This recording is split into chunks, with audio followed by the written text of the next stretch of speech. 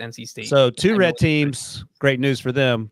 Bad news for another red team in the Houston Texans. Nice. Breach, I'm going to ask you this question, and then you can tell me about the Jaguars and where they're positioned in the AFC in your mind, because they have a case to be one of the best teams. But if you're starting a team tomorrow, and that team is an average football team, would you rather have for the next 5 years Trevor Lawrence or C.J. Stroud? What? Am I just one answer? Yeah, let Breach answer, and then you can interrupt him when he's done. I was asking if contract mattered. Well, I don't care if contract matters. No, it's just next 5 years. A rookie deal. It doesn't matter. I just want the best quarterback, Brinson, and I'm taking C.J. Stroud if it's for the next 5 years. I like what he's done so far, and I don't feel like he's anywhere close to his ceiling. And that's not to say Trevor Lawrence is, but we've got a sample size of Trevor Lawrence, and I just think that C.J. Stroud has a higher potential ceiling in the NFL. So crazy. I think I would take him over Trevor. I'll still take Trevor. I don't think that he's been used very well in this offense this year. But I do think what's interesting is this year, around this time last year, the Jaguars were 3-7 and ripped off a bunch of wins. They beat the Ravens coming out of the bye, get blown out by the Lions, and then don't lose again until they lost the divisional round against the Chiefs.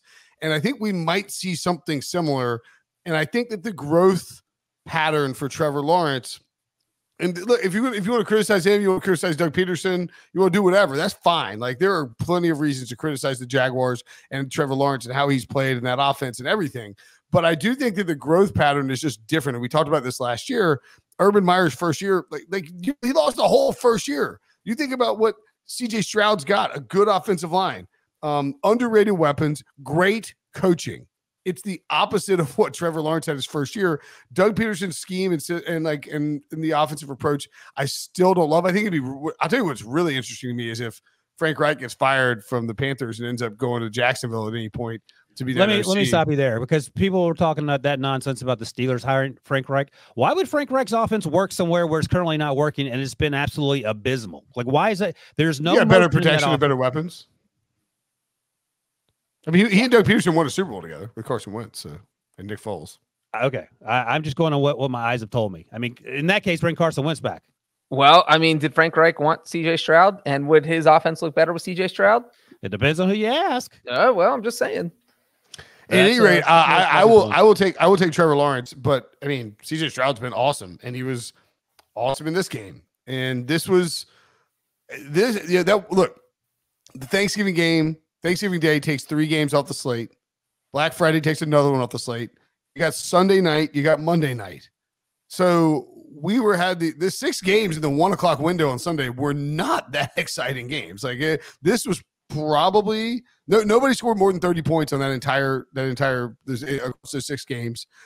This was probably the most entertaining one, I think. Right? Maybe Tampa Bay and Indianapolis we saw, and I thought it was also interesting, and I was waiting for this to result in Frank Reich getting fired. CJ Stroud and Bryce Young got the ball at basically the exact same time with a chance to go down and win the game or tie the game or win the game, depending on what you were going to do.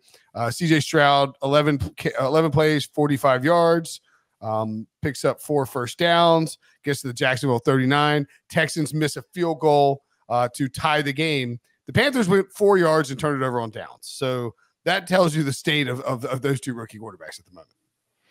All right, well, let's focus on the Jaguars real quick here, because they're the team that is right in the middle of it, especially in the AFC. And again, I'll just repeat it. I think they have a chance to be, if not already, they have a case as one of the best teams in the AFC. Is there any pushback on that, Breach? I mean, I feel like the same I felt about them last season, where look, I thought the winner of this game was going to win the AFC South. So now that Jacksonville won this game, I think they end up winning this division. But I mean, how good do you feel about them in the wild card round at home against the Browns or the Steelers? You think pretty good? Jaguars are 95% to win the division now, by the way. I feel pretty good in those wild card matchups. And if I recall correctly, and I struggle to remember last year's playoff games, but they played the Chiefs pretty well, at least early on. Is that right? Well, remember they were getting blown out by the Chargers in. No, I mean the game after. No, I know. I was just filibustering to get to the. Oh, okay. Well, if you don't know, you don't know. That's fine. But I would put Jacksonville at 4th behind the other division winners, behind the other first place teams, the Chiefs and the Dolphins and the Ravens. They were down 10 points in the third quarter and cut it to 2017, and then kicked a field goal late to lose by 7. So yeah, I mean they were competitive, but it never felt like they really were going to win. Let me ask you this, Breach. Why do you like the Dolphins, Harry's Dolphins, better, given that they're a team that doesn't fare well against good football teams? Well, we'll find out if Jacksonville's good, because if Miami can beat them, then that means Jacksonville's not good. They're the barometer. The Dolphins are the barometer. If they beat you, you do not have a good football team.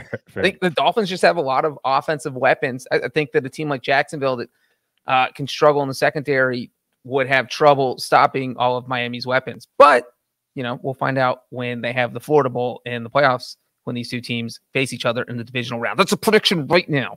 Speaking of, are they any good? I mean, what's the Monday Night Football, Bengals and Jaguars? I think my brother might be going down there for that. Shame. I'll be in the game. I'll be at the game. You're going to that game? Next Sunday recap show, I'll be at a hotel room in Jacksonville. You're going to Jacksonville? Mark that on your calendar. Why do you should meet my brother.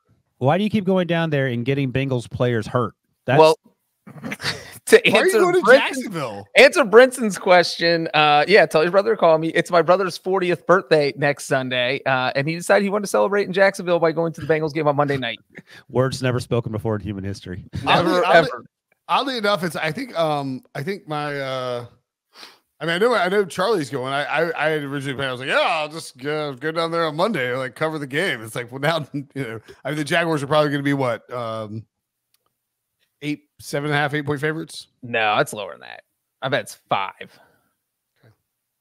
I don't know. I can be totally wrong. Yeah, look, I think the Jaguars schedule, Wilson, sets them up to potentially, as our buddy Breach would say, potentially steal the 1 seed. They're home against the Bengals, at the Browns, home against the Ravens, at the Bucks, versus the Panthers, and at the Titans. Like, that should be 4 wins minimum, which if you're Jacksonville gets you to 11 wins, which puts you in the mix. But I mean, the Ravens obviously have an advantage, but a more difficult schedule. So, but look, they get to play the NFC South down the stretch, and that's nice. Brinson, did you just say that's 4 wins minimum, and that it would get them to 11 wins? I didn't want to say anything, Bruce. I meant 13. What I mean, 12 wins? Yeah, 12 wins. Yeah.